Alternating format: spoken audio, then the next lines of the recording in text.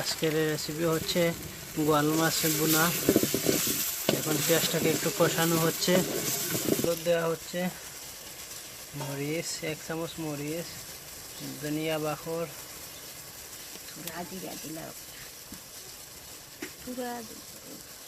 অল্প একটু জিরা দেওয়া হচ্ছে, হালকা একটু লাড়া দেওয়া হবে। এখন হচ্ছে গোয়াল মাছ দেওয়া হচ্ছে, এখন একটু লাড়া দেওয়া হবে।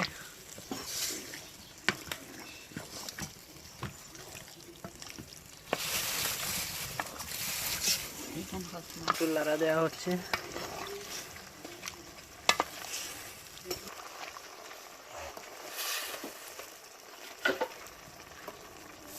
হালকা একটু লাড়া শেষ, এখন ঢাকনা দিয়ে ঢেকে দেওয়া হবে।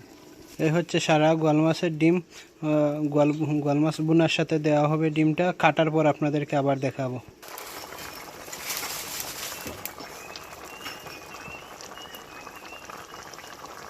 ডিমটা কাটা শেষ।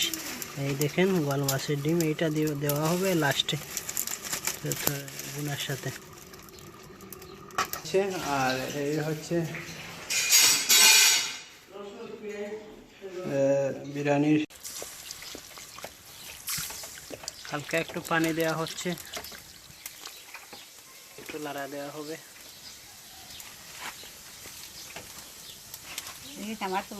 বেগুন ভাজার মশলাটা লাড়া হচ্ছে। ডিমটা দেওয়া শেষ,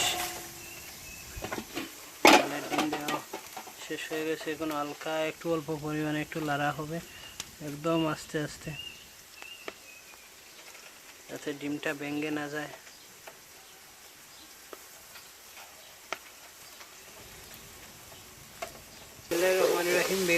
বেগুনটা দেওয়া হচ্ছে, কষানো হচ্ছে, তারপর শুটকিটা দেওয়া হবে।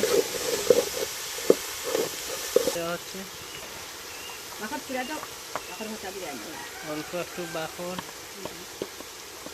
1 চামচ মরিচ,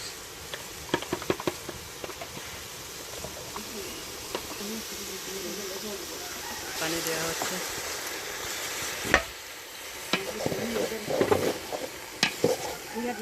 এর সাথে ট্যাংরা মাছের শুটকিগুলা রেডি।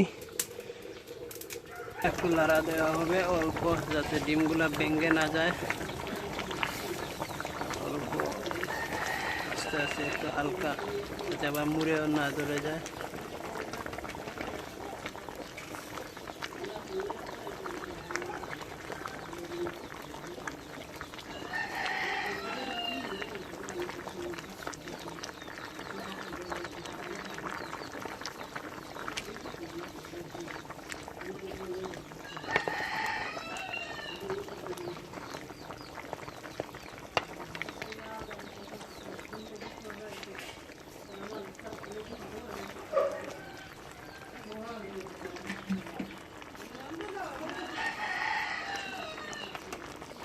শেষ, এখন ঢাকনা দিয়ে ঢাকা হচ্ছে। কাঁচামরিচ,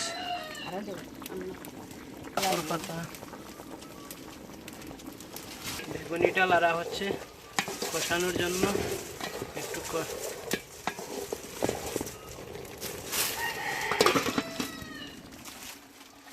দেওয়া শেষ, এখন শুটকি দিয়ে আবার লাড়া হচ্ছে।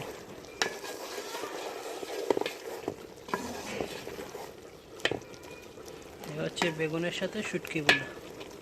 মরিচ দেওয়া হচ্ছে, দেওয়া শেষ। এখন দেওয়া হবে বাকর পাতা। বাকর পাতা দেওয়া শেষ, এখন একটু লাড়া হবে। বাকর পাতার কাঁচামরিচ দিয়ে একটু লাড়া হচ্ছে শুটকিগুলো।